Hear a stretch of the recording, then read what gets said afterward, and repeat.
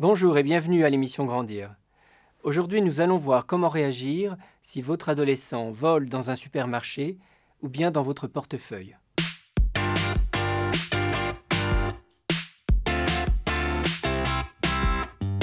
Le vol est la conduite délinquante la plus fréquente à l'adolescence et elle concerne aussi bien les filles que les garçons. Il y a différents types de vols, le vol utilitaire d'un adolescent qui est vraiment dans le besoin, le vol ludique qui est sans doute le plus fréquent, où là le vol est une espèce de sport et où l'objet volé finalement importe peu, le vol de provocation, où l'adolescent va chercher à provoquer son père, sa mère, à faire réagir son entourage familial, et plus rarement, heureusement, le vol pathologique, avec des vols récidivants, avec des troubles psychologiques sous-jacents de type psychopathique, et le risque d'une inscription dans la délinquance. La première erreur à éviter, c'est de banaliser. Si vous ne réagissez pas à ce vol, le risque, c'est que votre adolescent vole à nouveau, et vole toujours plus, parce qu'il va se croire au-dessus des lois, ou bien pour vous faire réagir, s'il s'agit d'un vol de provocation. La deuxième erreur à éviter, c'est de vous mettre vraiment dans tous vos états, de réagir comme jamais vous n'avez réagi, de le menacer, de lui supprimer tout, de paniquer. Pourquoi ? Parce que si vous réagissez trop violemment, l'adolescent va avoir le sentiment qu'il a un pouvoir sur vous. Et ce, d'autant plus que d'une manière générale, vous avez réagi assez peu à ces différents comportements et aussi si d'une manière générale, vous n'êtes finalement pas très présent auprès de lui. Une autre erreur à éviter, ce sont les relations fusionnelles, trop copain-copain. Pourquoi ? Parce que ça donne le sentiment à l'adolescent que finalement ce qui est à vous est à lui. Et ça risque de favoriser les vols intrafamiliaux, l'argent qu'il prend dans votre portefeuille par exemple. Une autre erreur à éviter, ce sont des propos du style « les commerçants sont tous des voleurs ». Parce qu'évidemment, ça légitime le vol dans les supermarchés par exemple. Enfin, on évitera de se conduire soi-même en tant que parent de manière malhonnête. Par exemple, frauder le fisc, avoir des petites malversations financières ou être malhonnête avec des commerçants ou autres.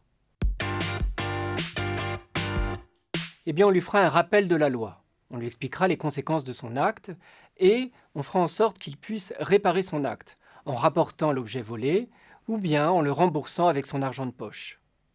On lui fera aussi une leçon de morale. On n'hésitera pas à lui dire qu'on ne l'a pas élevé comme ça, que dans la famille, on n'est pas des voleurs et qu'on attend de lui qu'il devienne un homme ou une femme honnête.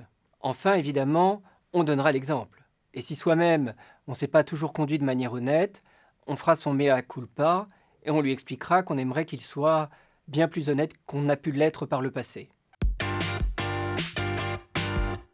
Il faut essayer de comprendre ce qu'il peut y avoir derrière ce vol. Peut-être que votre adolescent est racketté. Peut-être que votre adolescent a des besoins nouveaux. Il a peut-être besoin d'argent pour acheter du tabac ou du cannabis. D'ailleurs, dans une autre émission, j'explique comment réagir si votre adolescent consomme du cannabis. En cas de vol d'argent intrafamilial, il faut discuter avec lui de ses besoins affectifs. Peut-être qu'il a le sentiment d'être moins aimé que les autres. Peut-être qu'il croit que vous vous désintéressez de lui et que finalement vous préférez votre argent qu'à lui. Peut-être que vous êtes en conflit avec votre mari ou votre épouse et qu'il y a beaucoup de problèmes d'argent entre vous. Et que d'une certaine manière, en volant de l'argent, il essaie d'attirer votre attention. Ou en tout cas de réagir à ces conflits qui l'insupportent. En cas de vol d'argent intrafamilial, il peut être temps de mettre des limites entre vous et votre adolescent. Surtout si vous avez tendance à vous conduire comme un copain ou une copine avec lui. Il est temps de mettre en place de la pudeur, de cesser de lui confier vos états d'âme et d'arrêter de lui faire croire qu'il est le roi ou la reine à la maison. Enfin, en cas de vol intrafamilial, il est important de lui permettre de s'émanciper, de se décoller de vous, qu'il n'ait pas besoin de voler pour vous montrer qu'il n'est plus le petit garçon ou la petite fille qu'il était autrefois.